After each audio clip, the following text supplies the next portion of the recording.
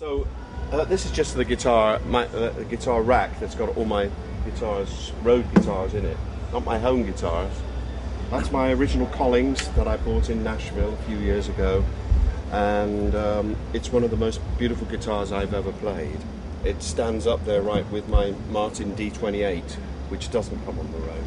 But this has got a pickup in it, and it is absolutely beautiful. They are the most exquisite guitars, and I've got two of them, one at home and one on the road.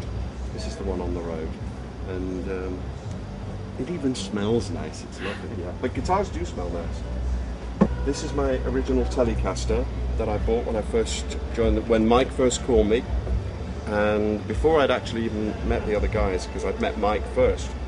And so this is my original Telecaster.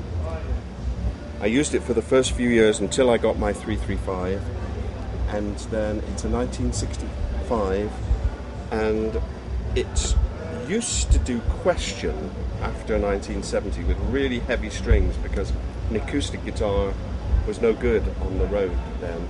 So, and then it got really kind of bent up, the neck got really tortured.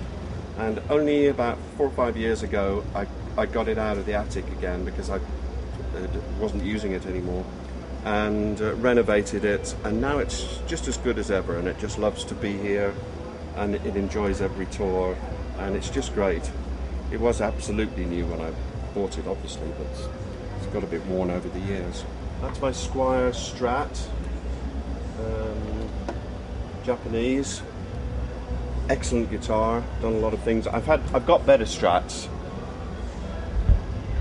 I've only got one other Strat, but it's too delicate to bring it out.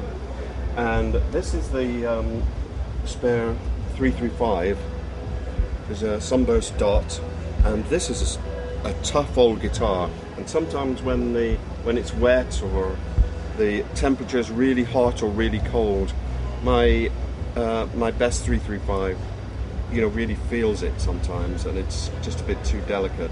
But this is tough as anything, and I love this guitar too. It's a beautiful one, a real beauty, and I chose it. It took me a long time to find, and so that's the one that takes over.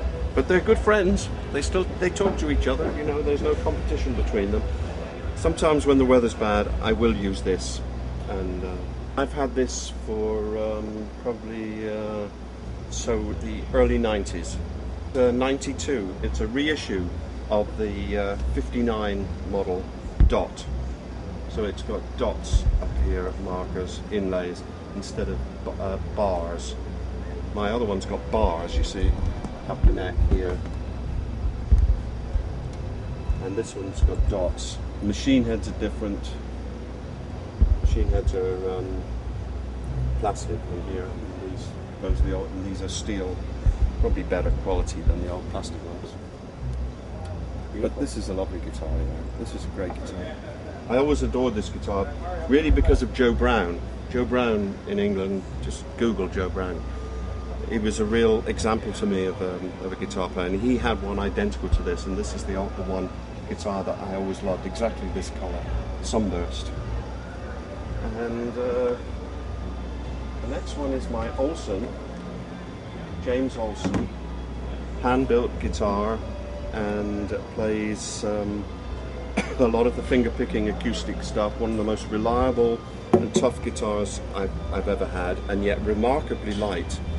And this was made for James Taylor by Jim Olson, but Jim let me have it instead because I fell in love with it, because James had never played it, and so I saw it first, and I asked James if I could have it. I asked Jim Olson if I could have it, and he said, yeah, sure. It's consistent every night. The action is right, and it's an old-fashioned way of guitar making, old-fashioned kind of style. The way it's structured here, it seems to be able to. It can take any kind of punishment or any kind of bad conditions, any kind of climate or anything, but it's just a guitar that you can be assured every night when you take it out of its case it's going to be the same. There's not going to be any sort of drama with the tuning or the strings or anything like, or the neck or anything like that. The neck is very easy to adjust. It's one of the guitars that I do adjust the neck on. And then this is my old 12 string for Question, and which is in that my Question tune. From the bottom, C, G, C, G, C, E. Can see. It's a Richie Havens Joni Mitchell tuning. It's Richie Havens that turned it on to me. We did a lot of gigs with him in the 60s, and you know, we talked a lot about guitars in this situation, because you're often standing backstage when in those days you'd be a few different people on the bill, and then he'd be looking at my guitars and I'd be looking at his, and I just asked him about some tunings, and this was one of them. He had some fantastic tunings. Joni Mitchell too.